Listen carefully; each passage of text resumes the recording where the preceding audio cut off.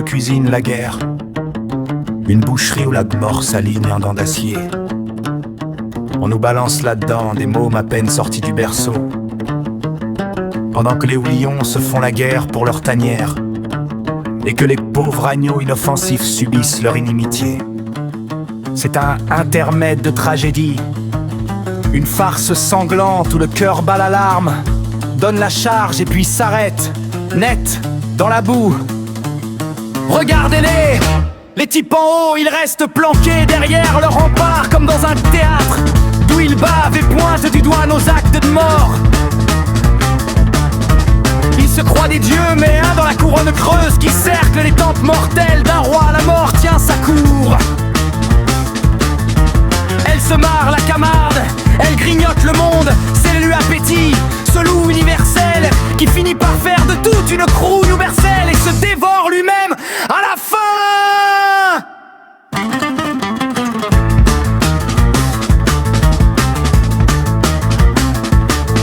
Et tout ça pourquoi? Pour un petit lopin de terre qui n'a d'autre profit que son nom. On y crève pour 5 ducats dans une nuit sauvage où l'île entière n'est plus qu'une nourrice de larmes de sel. On finit tous pareil, enveloppés de charité dans l'argile. Une bouillie de cerveau entremêlés qui ne sert qu'à engraisser les vers.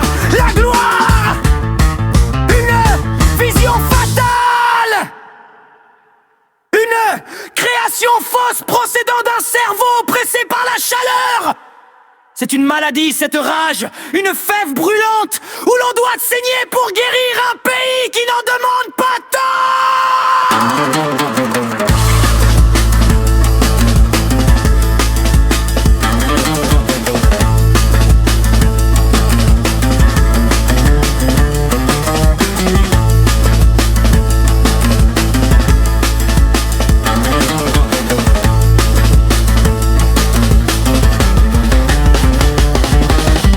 Le monde est devenu une scène de fou, on marche vers le néant. Et même rougi par le massacre mourant de nos ennemis, pour s'apercevoir qu'on est juste des monstres de charogne.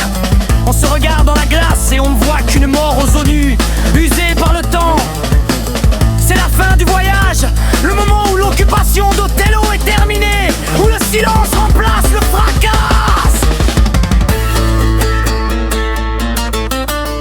La guerre est comme un incendie qui dévore la forêt, pour le plaisir de voir les flammes danser, oubliant que la cendre ne sait ni régner